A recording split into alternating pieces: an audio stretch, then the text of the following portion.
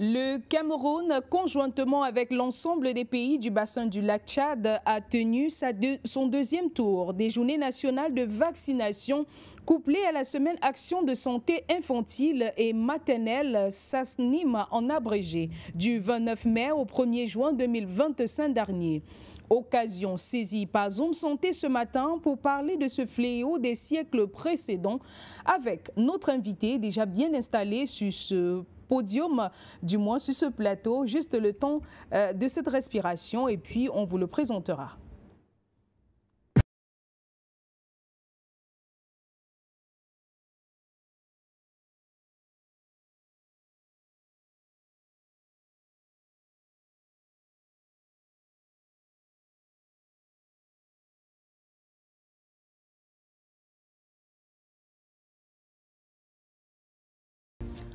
Bienvenue à toutes et à tous. Vous regardez Zoom Santé sur For You Media Africa, votre magazine santé du samedi tous les 11h, 12h heure locale et 10h en temps universel. Ce matin, nous parlons de la poliomyélite avec notre invité d'honneur, M. Ngassa Wilfried. Bienvenue sur Zoom Santé. Merci. On rappelle à nos téléspectateurs que vous êtes agent de santé communautaire, mais également point focal communication, secrétaire du comité d'arrondissement de la Croix-Rouge du 3e arrondissement de Douala. Est-ce qu'on peut avoir un peu plus d'explications sur toutes ces casquettes? En fait, comme vous avez dit tantôt, moi c'est M. Ngassa Wilfried Michael. Je suis agent de santé communautaire dans le district de santé de Nilon. Oui. Plus précisément dans l'aire de santé de Ndokpassi 3 centres. Et je suis également le secrétaire d'arrondissement de la Croix-Rouge, du comité d'arrondissement de Douala 3, de la Croix-Rouge camerounaise. Donc voilà un peu mes multiples casquettes. D'accord. Vous faut dire que vous venez de terminer une campagne assez grande concernant la poliomyélite. Il était question d'entrer dans les quartiers, dans les maisons, de donner des petits vaccins aux enfants ainsi que quelques vitamines. Question de barrer la voie à cette pathologie. Effectivement, nous venons de terminer les journées nationales de vaccination contre la poliomyélite, tour 2, parce qu'on a effectué un premier tour, il y a de cela juste un mois, donc on était au deuxième tour. Et ce deuxième tour était couplé avec la SASNIM, la Semaine d'action de santé de nutrition infantile et maternelle, où lors de cette campagne, on distribuait également des vitamines A aux enfants et bien évidemment des gouttes du vaccin polio aux enfants âgés de 0 à 5 ans. Madame, Monsieur, installez-vous confortablement. Vous aurez le temps de tout savoir sur ces différentes campagnes, comment cela se passe, mais aussi davantage sur la poliomyélite. À présent, on prend l'actu santé.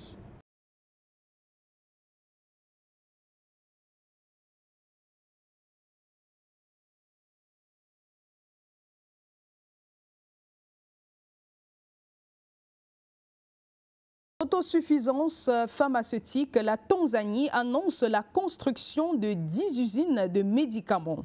En quête d'autosuffisance pharmaceutique, la Tanzanie annonce la construction de 10 usines de médicaments.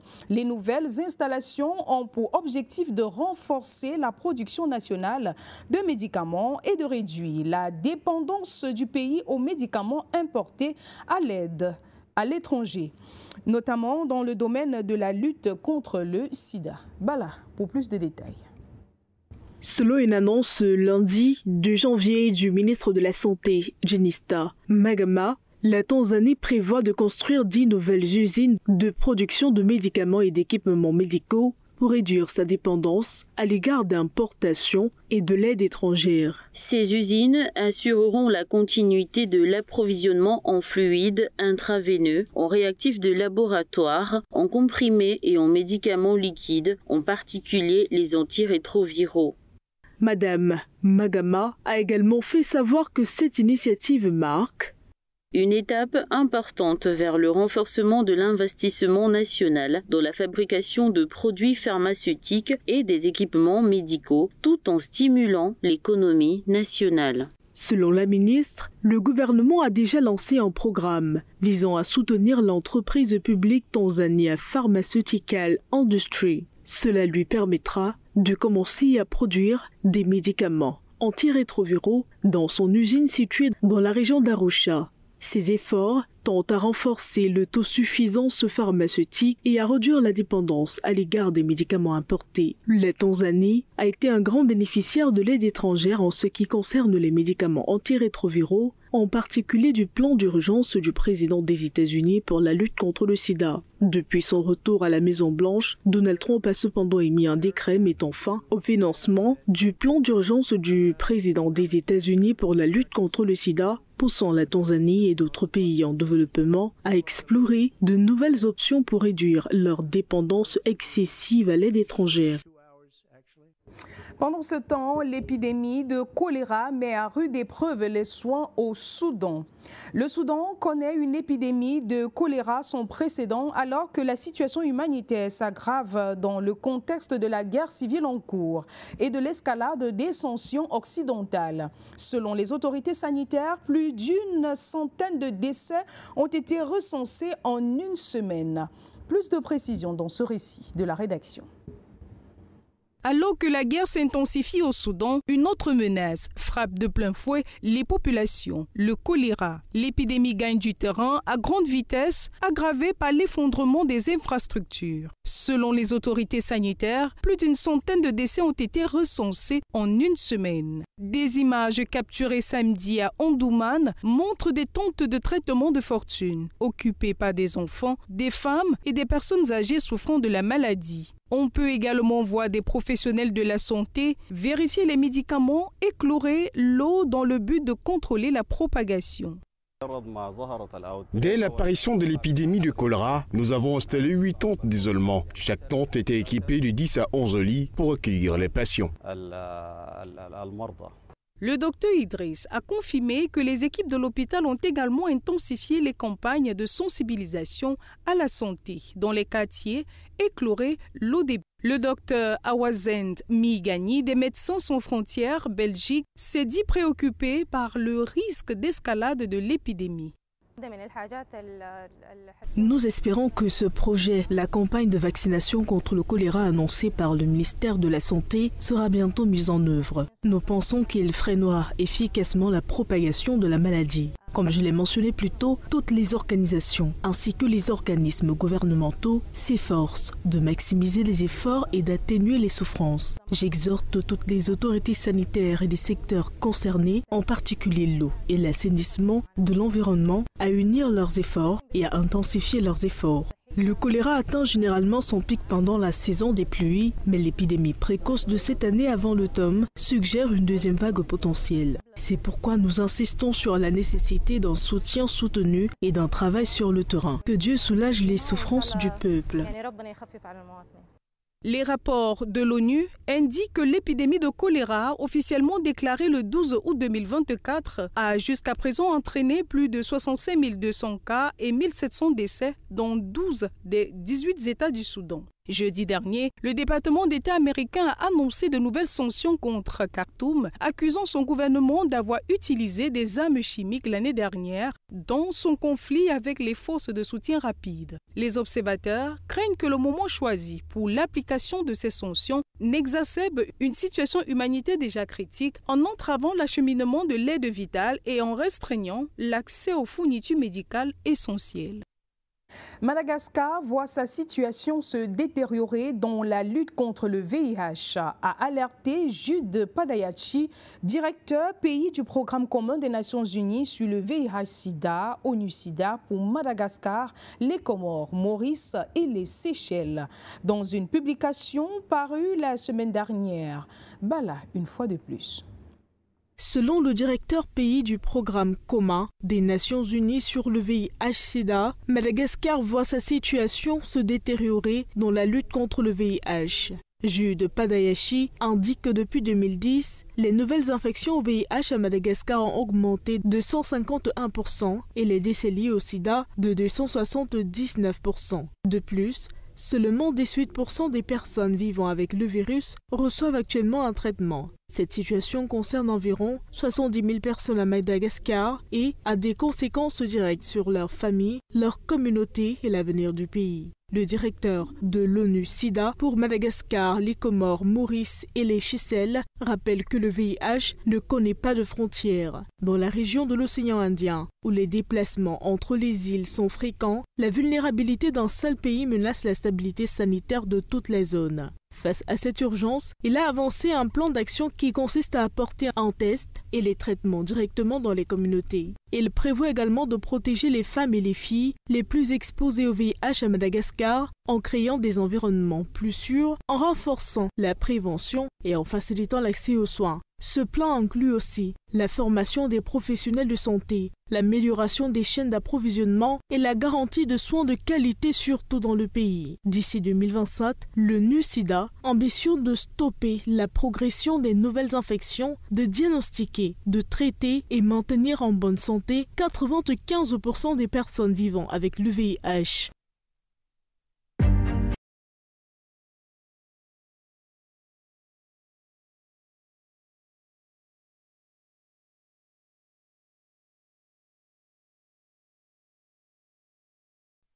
Lutte contre la poliomyélite, zoom sur les campagnes de vaccination, notre thématique de ce matin. Pour commencer, nous allons faire d'abord un petit état des lieux. Monsieur Ngassa, parlons de poliomyélite, autant pour moi. Quelle est la situation actuellement au Cameroun avec la maladie? Est-ce qu'elle avance? Est-ce qu'elle recule? Et déjà, avant tout propos, je voulais d'abord saluer mon chef de district, le docteur Mbengue, qu'on appelle affectueusement Tata Lili, oui, ainsi que son bras droit. D'accord, soyez un peu plus audible. Ainsi que son bras droit, oui, Tata Rabi. Oui. Je ne vais pas oublier également de saluer donc, tous les chefs d'air du district de santé de Nilon. D'accord. Et également tous les agents de santé communautaires du district de santé de Nilon, du Vori, du littoral et du Cameroun en général. D'accord. Pour ce qui est de la poliomyélite, déjà il faut savoir qu'avant 2020, le Cameroun a fait face à plusieurs cas de poliomyélite. Et ce qui a suivi, ce qui a entraîné des actions, à savoir la vaccination, ce qui nous a permis d'avoir donc le statut de pays exemple même donc de cette maladie. Ça, c'était avant 2020. Et en 2020, on a eu donc ce statut-là. Où cette maladie était totalement éradiquée sur notre territoire. Et il s'agissait effectivement du poliovirus sauvage. Parce qu'il faut savoir que la poliomyélite, même proprement dite, c'est une maladie très contagieuse et causée par un poliovirus qui entraîne donc des paralysies partielles ou totales des membres de l'enfant. Et quand on parle de paralysie, ça veut dire l'enfant est incapable, il ne peut plus marcher. Donc c'est une paralysie qui est irréversible, c'est-à-dire c'est à vie. Une fois que l'enfant a cette maladie, il ne peut donc plus marcher. Et donc en 2020, c'était donc un variant de poliovirus sauvage qui circulait. Et grâce aux actions combinées de l'État, du Cameroun et des partenaires, on a pu donc vaincre ce poliovirus sauvage-là. Mais depuis 2024, depuis 3 ans, il y a une recrudescence des cas de poliomyélite enregistrés, et notamment sous une nouvelle forme. Donc c'est une forme variante, c'est la forme variante, poliovirus variant. Et l'État, donc bien évidemment, ne peut pas rester... Justement, les bras croisés, d'où encore la multiplication de ces mesures de riposte. Effectivement. Donc voilà pour ce qui est de l'état des lieux. Avant 2020, on faisait face à ce variant sauvage-là, qui a été complètement éradiqué, si on peut le dire ainsi. Et actuellement, on fait face à une autre souche, un autre variant, je crois que c'est le type 2, si je ne me trompe pas. Bien évidemment, le celui dont on est en train de s'attaquer actuellement. Exact. D'accord. Maintenant, nous allons donc revenir proprement dit dans la maladie. Vous avez commencé un peu avec la définition. Pour bien vouloir le rappeler à nos téléspectateurs, à tous ces jeunes mamans qui nous écoutent, c'est quoi la poliomyélite, comment elle se manifeste et comment on contracte la maladie? D'accord. On va donner la définition déjà comme je suis agent de santé communautaire, parce que nous utilisons le langage communautaire. Bien évidemment. C'est-à-dire, il faut que la population, même la plus en deçà, puisse vous écouter. Nos mamans qui sont au fin fond de nos villages puissent savoir exactement ce de quoi on parle. D'accord. On définit donc la poliomyélite comme étant une maladie très contagieuse causée par un poliovirus et qui casse les pieds et les mains, qui peuvent casser les pieds ou les mains de l'enfant et de façon irréversible. C'est-à-dire, une fois que l'enfant a cette maladie, donc, elle ne peut donc plus guérir de cette maladie. Voilà un peu le langage communautaire que nous utilisons dans la communauté pour pouvoir donner la définition bien précise donc, à nos mamans pour qu'elles puissent écouter et comprendre. Et vous avez dit que la maladie est causée par ce virus, le poliovirus. Maintenant, est-ce que ces mamans-là, elles ont la possibilité de détecter? Comment est-ce qu'on détecte que l'enfant est peut-être atteint de polio? Parce que pour les cas de paludisme, c'est parfois un peu évident. Les mamans, un peu avec la routine, savent parfois quand l'enfant a une température élevée, quand il commence à faire peut-être des vomissements. Ici, pour le cas de la polio, ça se manifeste comment? Le cas de la poliomyélite, pour ce qui est des signes et manifestations, c'est tout enfant qui marchait d'abord et qui subitement ne marche plus. On a donc un enfant qui avait l'habitude de jouer, peut-être de ramper, de se mettre debout, mais subitement, il ne parvient plus à le faire. Petite précision avant de continuer, s'il vous plaît. C'est quelle tranche d'âge? Il faut qu'on se situe bien. Ça, c'est pour les enfants de 0 à 59 mois, c'est-à-dire de 0 à 5 ans. Oh oui. Donc, ces enfants-là qui parvenaient à marcher et puis subitement, ils ne parviennent plus donc à marcher. Là, donc, ce sont des cas suspects. Maintenant, nous, les agents de santé communautaire, on fait dans ce qu'on appelle la surveillance de ces maladies. Parce que la poliomyélite est l'une des maladies qui entre dans les maladies évitables par la vaccination, qu'on appelle les MEV, maladies évitables par la vaccination. Nous avons la rougeole, nous avons la poliomyélite proprement dite, nous avons également la fièvre jaune. Donc, ces maladies sont des maladies sous surveillance. Donc, nous, les agents de santé communautaire, au moindre signe, manifestation, symptômes, on réfère donc cette personne au niveau de la formation sanitaire la plus proche, dont l'information va remonter au niveau du district et la formation sanitaire et le district vont ensemble donc déployer une équipe qui va descendre sur le terrain pour mieux investiguer, faire un prélèvement qui va donc aller bien évidemment au laboratoire pour confirmation ou pas. Est-ce que la maladie elle est contagieuse? La poliomyélite est une maladie très très contagieuse puisque c'est une maladie d'abord du périfécal. Donc on l'attrape soit par la consommation de l'eau ou des aliments souillés. Lorsqu'un enfant par exemple qui a le virus, du fait qu'à l'air libre, la mouche vient se poser sur ces selles qu'on appelle entre guillemets les caca. La mouche vient se poser donc sur cela et puis va se poser également, cette mouche va également se poser sur des aliments, des fruits, des légumes que la maman va prendre, ramener à la maison et si l'enfant ne nettoie pas cela, il consomme directement. Vous voyez que là, il va attraper donc cette maladie. Ça, c'est pas les aliments. Donc la poliomyélite se transmet essentiellement par la consommation de l'eau et des aliments souillés, les fruits, les légumes. D'accord. Donc on n'est pas très loin des maladies comme le choléra. Bien évidemment. Tout à l'heure, j'ai vu un spot là qui parle effectivement du choléra. Et vraiment, nous-mêmes, on n'est pas à l'abri du choléra parce que plusieurs cas de choléra se signalent. Et heureusement, il y a un système de surveillance entre le district vraiment, et les formations sanitaires. Au moindre détail, comme j'ai dit, c'est valable pour les maladies évitables par la vaccination. Au moindre cas, on signale au district et immédiatement, ces personnes sont prises en charge par des formations sanitaires agréées. D'accord. Et si pour... vous avez dit que la tranche d'âge, c'est de 0 à 59 mois. C'est dit que la poliomyélite n'attrape que des enfants, c'est bien ça? Les enfants, ce sont des couches vulnérables.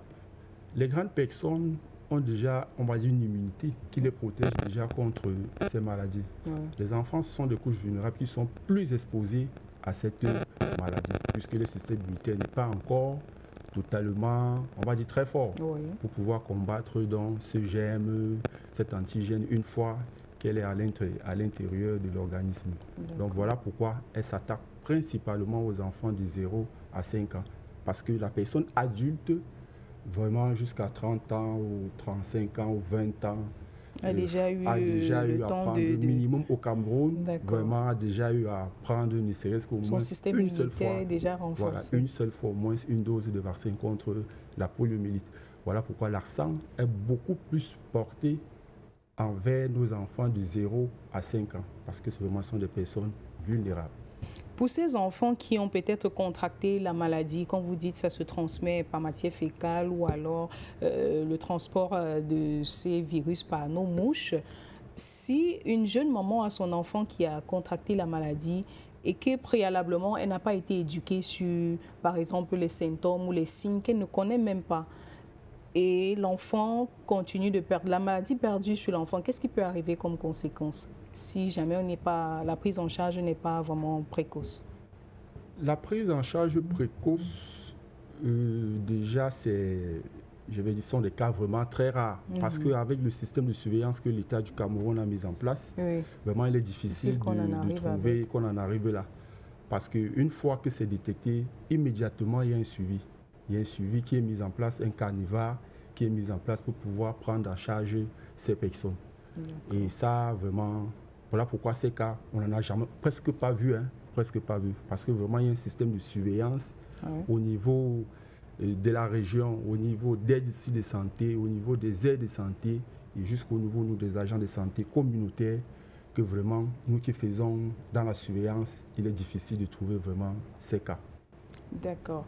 Merci, M. Ngassa, de bien nous éclairer sur la poliomyélite. J'espère, et moi, j'ai vraiment foi que toutes ces primipares, même qui sont en train de nous regarder actuellement, bien même celles qui ont l'intention de tomber enceinte nous regardent, parce que la poliomyélite, elle est vraiment réelle. Comme vous aviez dit, ce sont un stock de maladies, un package de maladies qui est vraiment éradicable par la vaccination. Et c'est la raison pour laquelle le gouvernement camerounais tient vraiment à tordre le cou à cette maladie et ne manque pas vraiment de mettre des dispositions sur pied, y compris avec nos partenaires, comme vous aviez dit, et aussi sur le plan national. À présent, je veux qu'on marque un petit arrêt. Je vais devoir vous poser une petite question. Est-ce que vous avez l'habitude d'utiliser le dentifrice? Oui. Est-ce que vous êtes à même de reconnaître une meilleure qualité de dentifrice ou alors des éléments qui vous permettent de savoir que ce dentifrice peut être meilleur par rapport à l'autre? Non, pas du tout. Alors, je vous invite actuellement, cher monsieur, téléspectateurs, de regarder cette chronique du docteur, le docteur Tetmoun, dentiste, qui viendra ici vous donner quelques astuces, mais surtout comment faire le choix d'un bon dentifrice en fonction de nos différents maux dans la bouche.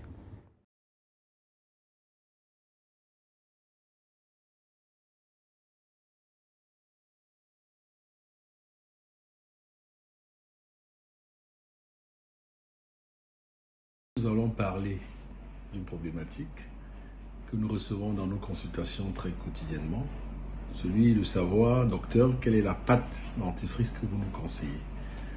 Qu'est-ce qu'il faut retenir sur cette problématique de pâte dentifrice? Il est bien de savoir quelles sont les qualités d'une bonne pâte dentifrice. Pour cela, je vais simplement vous donner quelques qualités qui sont importantes à noter. Un bon dentifrice devrait avoir des qualités suivantes. Il devrait contenir du fluor. Le fluor qui permet de renforcer l'émail des dents et prévenir les caries. Un bon dentifrice doit avoir une abrasivité contrôlée. C'est-à-dire, pour nettoyer les dents, on ne devrait pas les endommager. Il y a des pâtes dentifrice qui sont très agressives. Donc pour cela, une bonne pâte devrait avoir une propriété d'abrasivité contrôlée qui évite d'endommager l'émail dentaire. Aussi, une bonne pâte dentifrice doit être un bon antibactérien, car comme nous le savons tous, nous brossons les dents pour réduire la plaque dentaire et les bactéries qu'on a en bouche. Une autre propriété, pas moins importante, c'est le goût. Le goût, un bon dentifrice doit avoir un goût agréable pour encourager le brossage régulier. C'est-à-dire ce qu'on appelle le parfum. Nous avons très souvent ce genre de pâtes chez les enfants, des pâtes à base de parfums comme la grenadine, la menthe, et ça permet d'encourager les enfants à mieux se brosser les dents. Même chez les adultes, nous avons les mêmes propriétés qu'on recherche. Également, une bonne dentifrice doit avoir des ingrédients naturels. Comme vous le savez, pour ceux qui privilégient les options sans produits chimiques agressifs, il est souhaitable de chercher des pâtes dentifrice à plantes médicinales, à plantes qui sont bio, comme on a l'habitude de dire. Je ne vais pas faire la publicité, mais vous savez qu'il y a des pâtes à base d'artémisia, à base d'aloe vera. Ils sont également bien conseillés chez nous, les chirurgiens dentistes. Alors, comment faire le choix du dentifrice avant l'achat? Nous sommes souvent tentés d'aller dans un espace commercial pour acheter la pâte. Pour cela, il faut lire, il faut regarder l'étiquette. Lire la quantité de fluor que contient cette pâte. Vous allez très souvent voir chez les adultes 1400 pp. Ça veut dire qu'il y a du fluor dosé à 1400. Les pâtes des enfants, vous verrez 500 pp. Ça voudra dire que le fluor est moins dosé chez les enfants. Donc, toujours dans ces espaces, si vous n'avez pas fait une consultation pour savoir quel type de pâte vous devez utiliser, donc lisez la notice. Il est très important également de considérer les besoins spécifiques. Et là, j'entends par là de savoir quel type de pâte réelle vous convient. Et pour ce faire, il faut à tout prix consulter. Vous convient. Et pour ce faire, il faut à tout prix consulter. Parce que quand vous venez en consultation, pendant la consultation, pendant l'interrogatoire, on parvient à savoir quel type de dentition vous avez. Et si vous avez la chance, pendant cette consultation, qu'on vous fasse l'acte qu'on appelle le détartrage, on sera à mesure de savoir, par exemple, si vous avez une dentition très sensible, si vous avez une dentition qui est assez chargée de plaques dentaires, si vous avez une dentition qui est parfaite, mais qui n'a pas une coloration, bien il n'a pas une couleur blanche que vous désirez. Ceci pour dire qu'à l'issue de cette consultation, on est à mesure de vous conseiller une pâte adaptée à votre dentition. C'est-à-dire une pâte pour dents sensibles, une pâte pour votre hygiène quotidien, une pâte blancheur, parce que vous n'avez pas de problème dentaire, vous n'avez pas de problème d'hygiène, mais vous avez juste besoin d'éclat. Voilà, en quelque sorte, ce qu'on pourrait dire rapidement sur la pâte dentifrice pour répondre à vos questions que nous subissons tout le temps. Donc, le seul conseil qu'on peut s'attarder et insister à dire, c'est de consulter votre chirurgien dentiste, votre spécialiste, pour qu'il vous conseille la pâte adaptée, indiquée pour vous. Cela peut être une pâte pour dents sensibles, si vous avez une dentition sensible. Ça peut être une pâte pour une hygiène quotidienne. Ça peut être une pâte blancheur. Merci, je vous remercie pour votre aimable attention.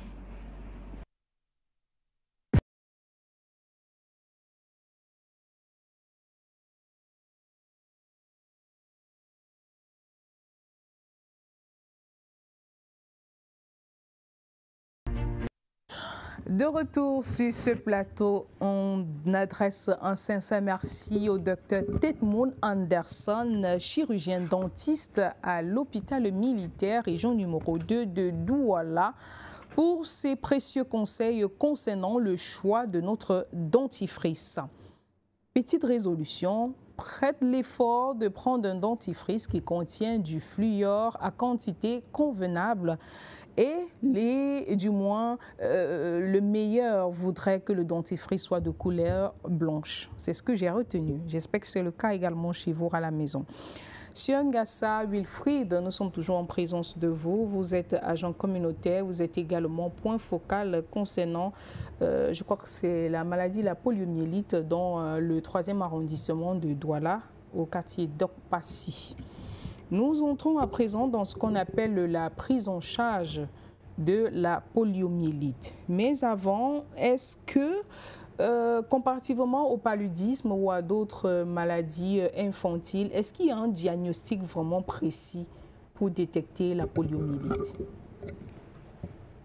Un diagnostic précis pour détecter la poliomyélite, oui.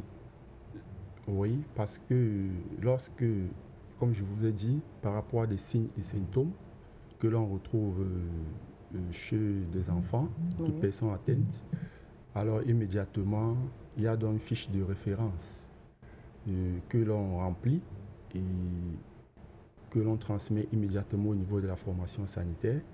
La formation sanitaire également à son niveau transmet au niveau du district. Il y a donc une descente combinée entre le district de santé et la formation sanitaire et l'agent de santé communautaire qui a détecté le cas. Ils vont donc sur le terrain, essayent de poser donc un diagnostic pour pouvoir confirmer ou alors infirmer donc ce cas suspect détecté. D'accord. Un petit rappel, depuis juin 2020, le Cameroun est officiellement un pays libre de poliovirus sauvage, vous le disiez. Cependant, il fait face depuis 2021 à des épidémies de poliomyélite dues aux variants de type 2. Le dernier cas a été détecté en septembre 2024, confirmant la présence du virus dans plusieurs pays, notamment le Nigeria, le Tchad, nos pays voisins. Ngassa Wilfried, le Cameroun a décidé d'éradiquer cette maladie, de barrer la voie à la poliomyélite, question de sauver ses enfants, question de sauver les Camerounais, puisqu'on sait que cette couche-là est la pépinière même de notre nation. Maintenant, vous nous dites que parmi ces mesures que le gouvernement met sur place visant à constituer une riposte, on a cette surveillance renforcée, on a cette sensibilisation accrue, on a la vaccination et ensuite on a une coordination sous-régionale. On va commencer donc par cette surveillance. Expliquez-nous, pendant la campagne, comment ça se passe? Pendant la campagne, les agents de santé communautaire, bien évidemment, sont recrutés en communauté. Oui. Il faut le dire, avec l'appui des leaders communautaires, des leaders religieux, des leaders traditionnels, et sans qui vraiment, qui jouent un maillon très essentiel dans la lutte contre toutes ces différentes maladies. Et ces agents de santé, donc, comme je disais tantôt, sont recrutés en communauté, sont briefés, formés, ensuite déployés donc sur le terrain.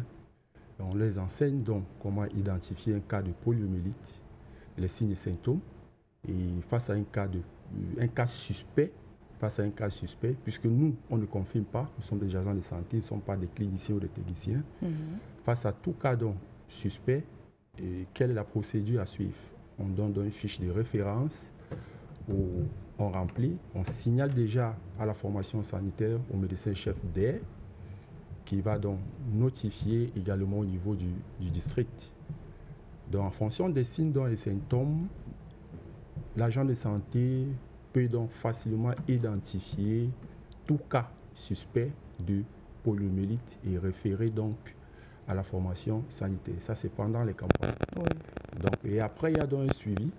Il y a un suivi du district face à ce cas suspect. Et bien évidemment, que le cas soit confirmé ou pas, il y a toujours un suivi bien après.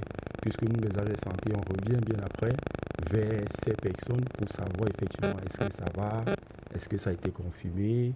Si oui, il faut donc continuer à éduquer, à sensibiliser cette personne, également tous les alentours, pour pouvoir donc éviter cette maladie. Nous sommes dans la ville de Douala qui est majoritairement en activité. C'est une ville très active. Il est difficile de trouver parfois des personnes à la maison, des parents à la maison. Tout le monde est sorti chercher son pain quotidien. Comment est-ce que vous faites pour que les sensibilisations soient vraiment conséquentes, pour rassembler le maximum de personnes? Comment vous vous déployez? Le déploiement dépend des stratégies. Déjà, il faut savoir que pendant les campagnes de vaccination, il y a plusieurs stratégies. Nous avons des stratégies porte à porte, nous avons des stratégies avancées, nous avons des stratégies de sensibilisation de masse, ça veut dire les lieux de culte, les gares routières, les marchés, et tout événement qui peut rassembler 5-10 personnes. Les établissements? Les établissements, bien évidemment, sans oublier. Donc, voilà les différentes stratégies mises en place pour pouvoir donc se déployer sur le terrain. Maintenant, pour ce qui est des moments qui sont absents, il y a également une stratégie qui est mise en place, c'est-à-dire on peut faire des équipes.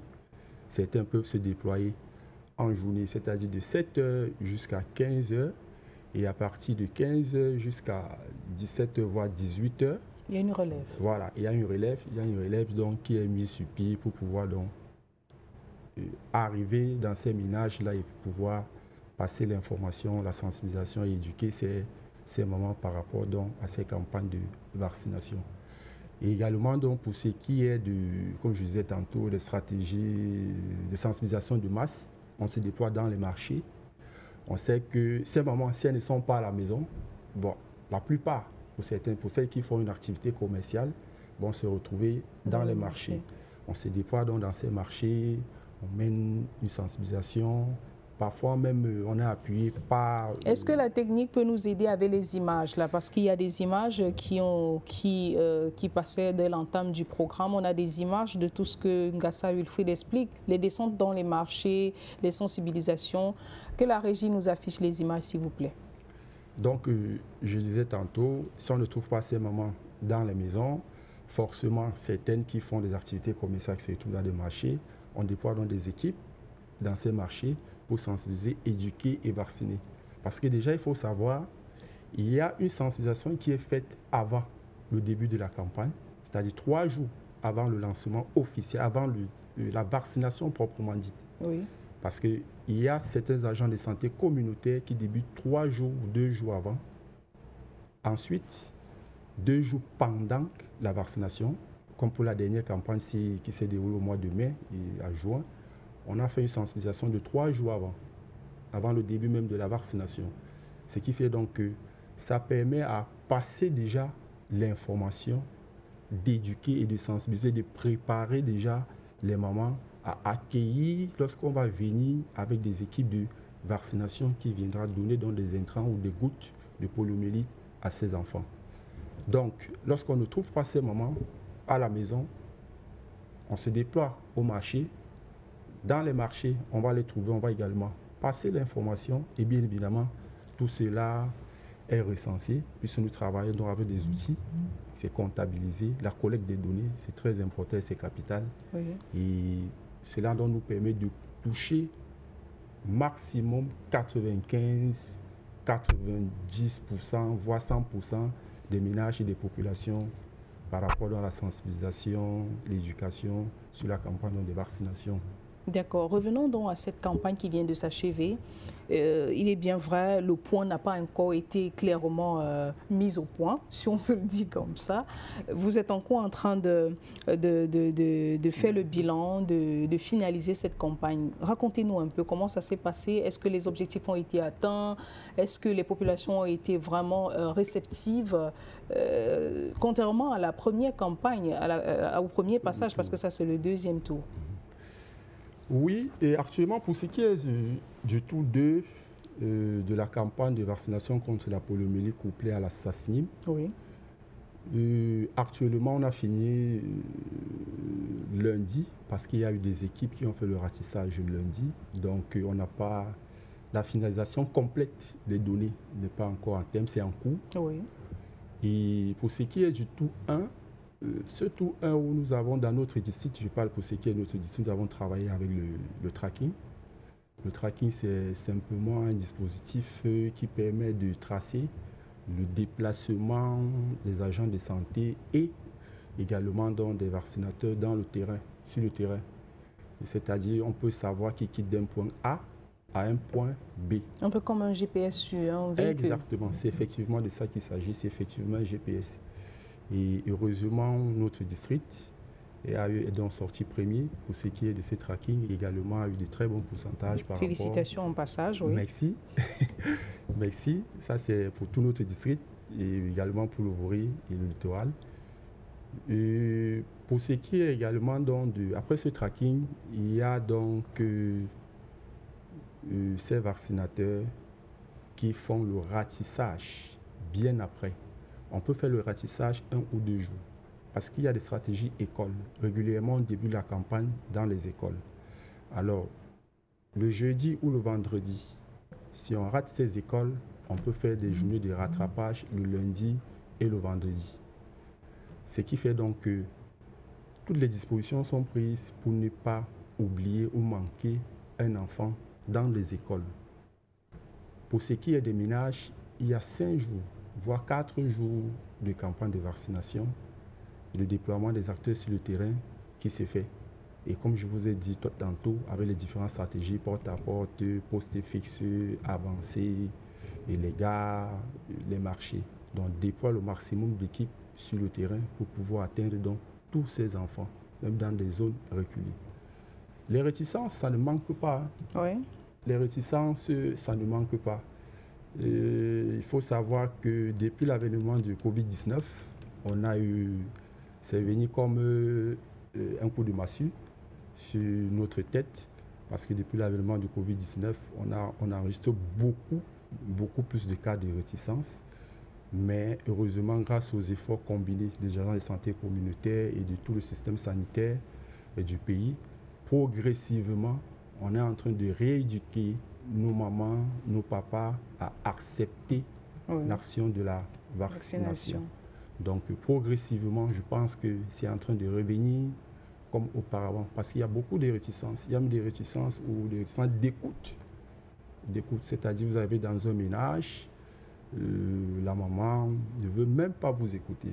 Le papa aussi ne veut même pas vous écouter. Ce dont pourquoi vous êtes là. Mais heureusement, il y a également un mécanisme. Soit on fait appel à moi, soit on fait appel, si ça me dépasse, j'appelle le chef de l'aire. Lui aussi vient en renfort. Si le chef de l'aire également, ça le dépasse, on appelle le niveau supérieur, le district. Et donc, voilà les actions un peu combinées qui sont mises en place pour pouvoir gérer ces cas, que ce soit ces cas de refus d'écoute. Ça, c'est pour les cas de refus d'écoute. Mais il y a quand même quelques cas où on parvient à gérer. C'est-à-dire, on ramène la maman, on ramène le papa à nous écouter et à donner l'information. Heureusement, pour la plupart des cas, nous parvenons à gérer. Mais il y a encore quand même beaucoup de réticence pour ce qui est de la vaccination dans nos différentes communautés.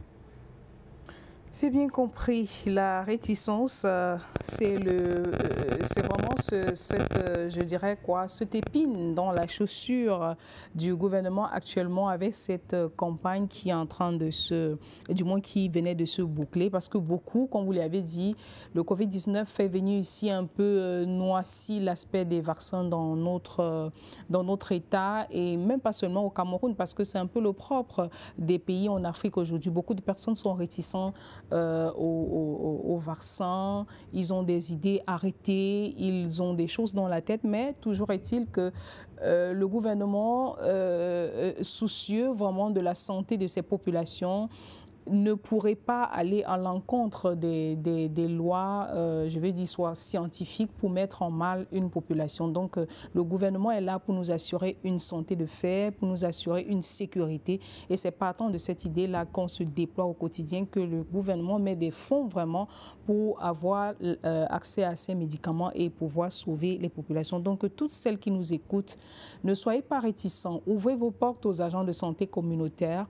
Ils ont bel et bien été identifiés, ils savent pourquoi ils sont là, ils ont été sensibilisés, ils ont été éduqués pour venir vous administrer des vaccins à domicile. Monsieur Ngassa, on va évoluer. Vous dites que la campagne s'est très bien passée. Vous avez, bon, du moins dans l'ensemble, pour pour un bilan comme ça arrêté, bien que le véritable bilan est en cours. Est-ce que vous avez l'impression que cette campagne a été vraiment réussite? Réussite de la campagne, bon là, vous savez, il faudrait que la réussite soit officielle, que ça vienne de la personne. Oui, les bouches aguerries. Oui. Qui est, pour ce qui me concerne, mon chef de district. Oui. Donc, je parlerai ici, bien évidemment, sous réserve, parce que, comme je vous ai dit, on n'a pas finalisé les données. Oui. Donc, pour l'instant, aux tendances. Mais à l'échelle nationale, le ministre de la Santé, du moins le ministère de la Santé, avec un chiffre bien arrêté, on avait un nombre de vaccins qu'il fallait répandre sur le territoire. Oui, bien évidemment. Chaque aire de santé a bien évidemment sa cible. Chaque aire de santé a sa cible. Donc, c'est en fonction de cette cible-là que l'on parvient à réunir, donc collecter toutes ces données pour savoir effectivement si les objectifs ont été atteints. Pour ce qui est de notre district de santé, il fallait 95% de personnes sensibilisées, éduquées sur la campagne de vaccination contre la poliomyélite type 2 couplée à la sarcine type 1. Il fallait également 95% des enfants vaccinés par rapport à cette maladie. Donc, on est encore dans la collecte et nous sommes dans la phase de finalisation des données. Donc je ne pourrais pas, comme je vous ai dit tantôt, répondre avec exactitude à cette question, puisque je ne suis pas la personne appropriée, surtout que nous sommes en phase de finalisation. Donc on n'a pas encore les données complètes. Une fois peut-être qu'on l'aura, même après l'émission, je vous enverrai pour vous donner effectivement ces données statistiques-là. Mais pour ce qui est des tendances, je pense quand même que nous sommes allés de bon train, tout comme au top 1, parce que notre district, vraiment, sans se vanter, nous sommes toujours premiers. Le district de santé de Nilon, c'est toujours premier. Ce n'est pas dit que les autres districts, bien évidemment, sont derrière. Mais pour ce qui est des campagnes de vaccination, minimum, nous sommes dans le top 3. Minimum. D'accord. Donc, vous êtes de braves élèves alors.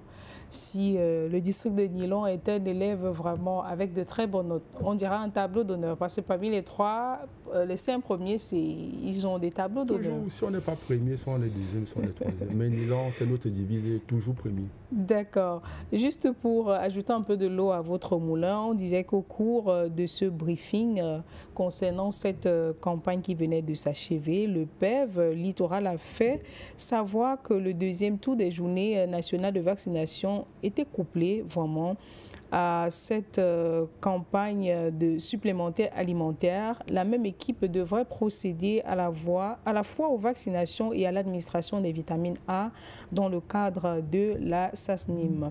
Et 8 millions de doses pour près de 7,5 millions d'enfants à vacciner. Donc c'était un peu ça l'objectif escompté. On avait là à la disposition de tous ces agents près de 8 millions de doses pour 7,5 millions d'enfants. Donc le gouvernement a même mis une quantité un peu excédente pour que aucune personne ne puisse rater son vaccin. C'est dit combien le gouvernement vraiment tient à la santé de ces populations. Et ceci, c'était pour contribuer vraiment à la réduction de la morbidité et de la mortalité infantile et maternelle. Le Cameroun qui organise chaque premier semestre du mois de l'année une semaine d'action de santé de nutrition infantile et maternelle couplée au deuxième tour des journées nationales de vaccination contre la polio. Et il faut dire que c'était synchronisé avec l'ensemble des pays du bassin du lac Tchad. Donc la riposte est également régionale. Est-ce que vous avez un mot à dire concernant cette riposte régionale? Oui, pour ce qui est de... Parce qu'on a parlé beaucoup de la poliomyélite. Oui. Et cette journée était couplée également à la SASNIM. Oui. Et pendant les SASNIM, qui est les semaines de santé, semaines d'action de santé nutritionnelle infantile et maternelle, oui.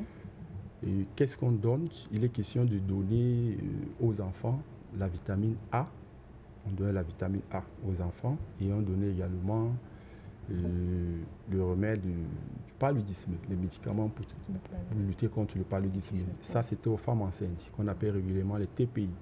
Mais en communauté, nous, on ne va pas dire les TPI. On va dire au moment qu'on va les distribuer.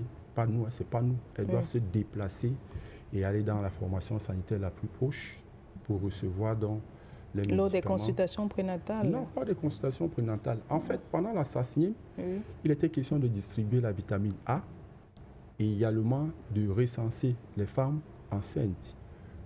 Toute femme enceinte, vraiment, le danger premier, c'est le paludisme.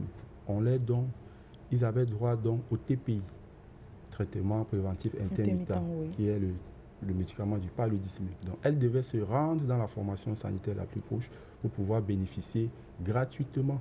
Tous ces intrants, c'est gratuit, que ce soit la vitamine A ou alors ces médicaments du paludisme.